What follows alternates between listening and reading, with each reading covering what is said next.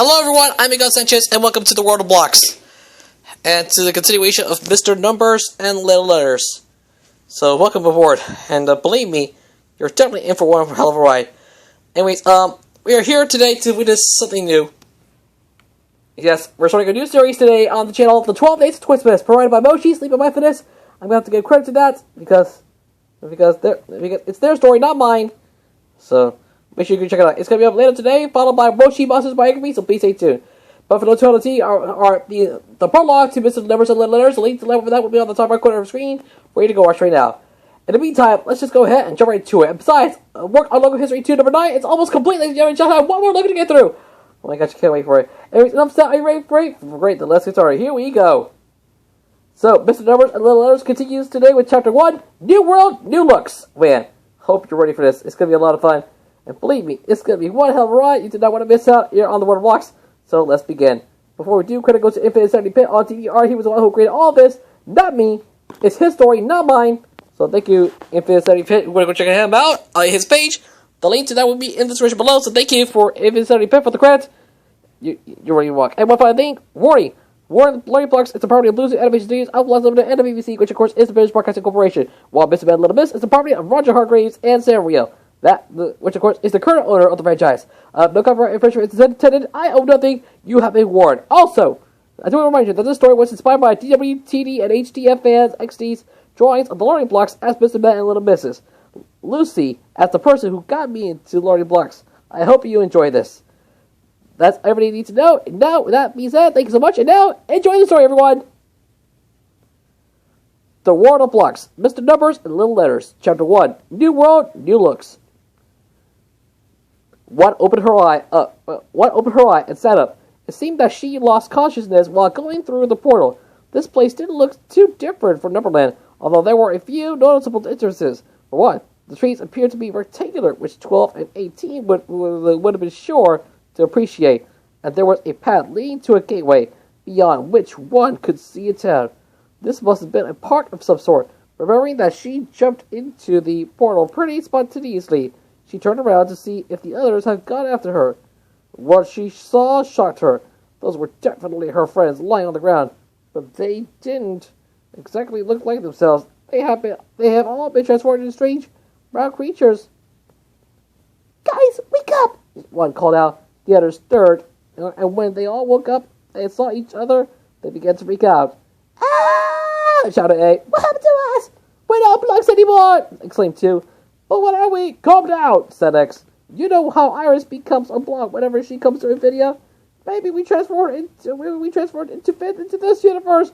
Yes, that must be it, agreed 8. I still have my tentacles, although I hope nobody freaks out at the sight of them. X lifted himself off the ground. Phew, I can still fly. Then he scanned the others with his X-ray vision. And it seems that I still have my powers. He landed on the ground. But I won't use them here unless it's necessary. Before going any further, everyone took a moment to look at each other over. One was cycloptic, but she didn't have an eye patch covering her left eye. She also had a light of red bow adorning her long, dark red hair. 2 still had his glasses and dancing shoes. He found his fluffy purple hair in curiosity. As had already been noticed, he still had 8 tentacles, though these were a lot less rounded and resembled real octopus tentacles. 8 stripes were now covering her hair instead of her body, and X's hair was blue and brownish. Then they all realized something that made their hearts drop. Our Numberlings are gone, shouted one. But we can still recognize each other, 2 pointed out. Maybe we'll need them here. I guess so, admitted A. But I can't imagine life without my Alphalink. She remembered the time she got hiccups that made her Alphalink go crooked, which caused her to be able to remember her own name. We'll just have to go on without them, said H. And X nodded in agreement. At least there's probably no risk of me turning into Plus Man if I bomb my head here.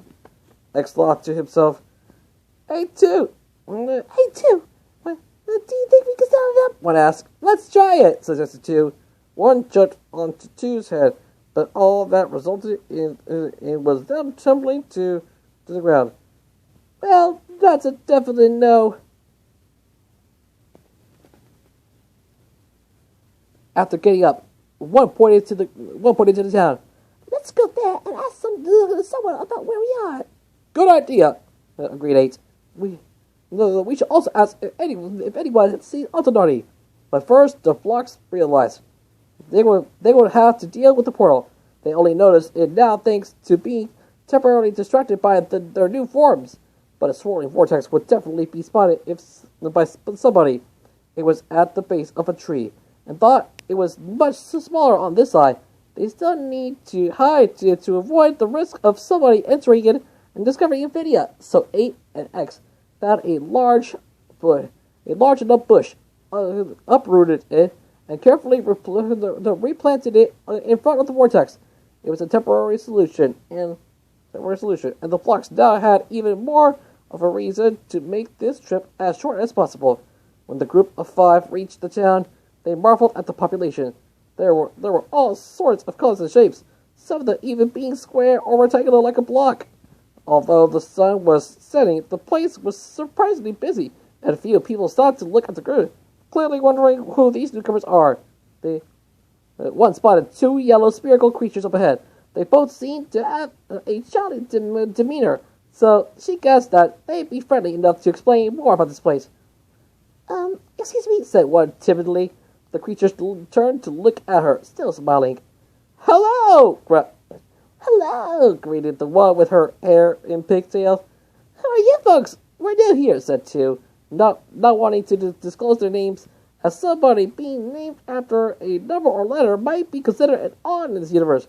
Maybe they'd be able to come up with alliances if they figure out what the naming convention here was. What are your names? I'm Miss Sunshine, answered the one with the pigtails. And I'm Mr. Happy, answered his companion. Those names certainly seemed to fit them. Well, I'm Miss One, said one. She hoped just putting a Miss in front of her name would be sufficient. That's a wonderful name, said Mr. Happy, though he and Miss Sunshine did find it unusual to be named after a number. And I'm Mr. Two, said 2, relieved that they were questioning about their alliances. And after A introduced himself as Mr. 8, X decided that he should probably go with a name that wasn't just a letter. I'm Mr. Extreme, he stated, following X's lead. A finished the introduction with, and I'm Miss Accidental. She thought it was a fitting name, given how accident-prone she could be. What brings the 5 of you to Dillydale? Asked Mr. Happy. You know, it's the child's anniversary day after tomorrow. He's right, Miss Sunshine chimed in. And this year's Dillydale Day is sure going to be its greatest yet. She said that every year, but she always meant it. Oh, really? Well, we're not actually here for that, said one, knowing that the evil counterpart of the anthropomorphic personification of the number 8 has arrived in this universe to take it over using the power of an artifact that once belonged to the personification of Infinity. Would probably sound way too far-fetched. The Blocks would have to withhold as much information as possible. We're looking for a fellow who looks a lot like Mr. 8 with a green mask and tentacles.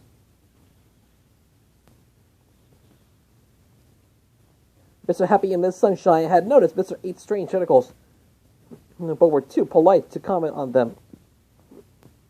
We'll be sure to keep an eye out for him, promised Mr. Happy. Great, because he has something that we really need to get back, said Mr. A, being careful not to disclose too much information. He continued with, it's an infinity symbol made of gold. It's very valuable, and it needs to get back to the museum as soon as possible. So, you're a museum robber? Asked Miss Sunshine. Yes, exactly, shouted 2, a bit louder and more awkwardly than he intended. We're going to get in trouble if the mayor of our town finds out that the Golden Infinity is gone. It's a priceless artifact that's very important to our history.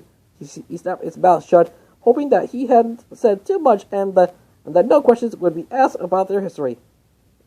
We understand, said Mr. Happy. Shall we spread the word? Yes, thank you, said A.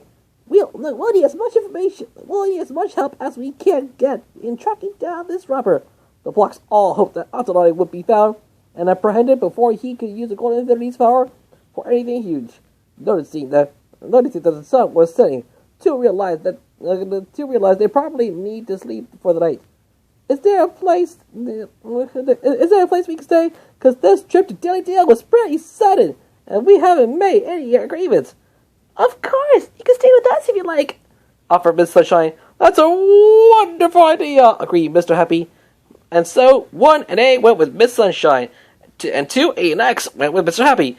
As the Blocks all got settled, they vowed to find Attonati tomorrow, paying when they did so it wouldn't be too late. There were so many things he might be capable of with the power of the Golden Infinity. XXX.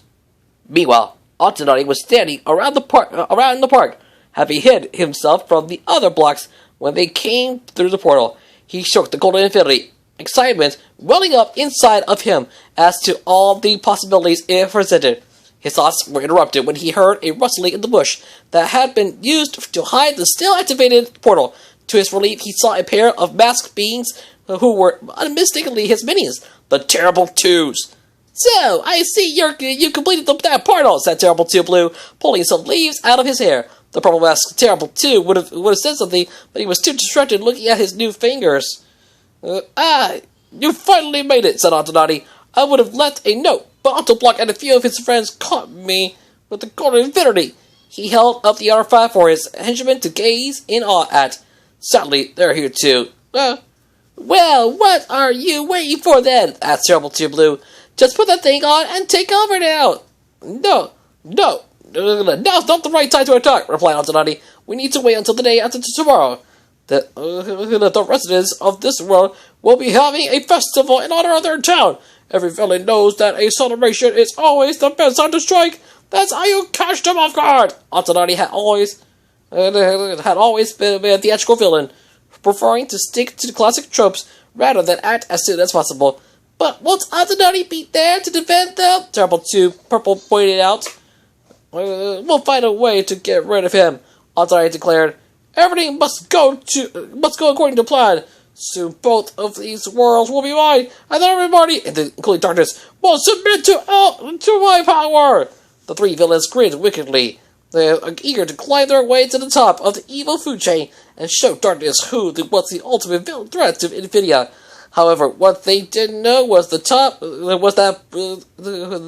the portal being left open would have disastrous consequences for the world they have now found themselves in. To be continued. Oh boy. Cool. Oh boy. Looks like chapter 1 is already done, ladies and gentlemen. But we still have more tomorrow in chapter 2, so please stay tuned. You do not want to miss chapter 2 coming out tomorrow. But in the meantime, I want to thank you all for watching. Thank you so much for watching chapter 1 of Mr. Numbers and Little Letters. We hope you guys enjoy it. And stay tuned. Our brand new series, our brand new mini series, the 12 Days Twist Twist is coming up. It's coming up soon. Followed by Moshi Monsters by AKB. All those are according to all courtesy of Moshi. Sleep and Life Fitness. So please stay tuned for that. I can't believe it. But in the meantime, I want to thank you all for watching. I'm Miguel Sanchez, yourself, and I will see you next time on The World of Blocks. Man, I can't wait for the next episode. I can't wait for the next chapter to come out tomorrow. Chapter 2 will be Universes Collided. Hey, stop! I'm in the middle of a video!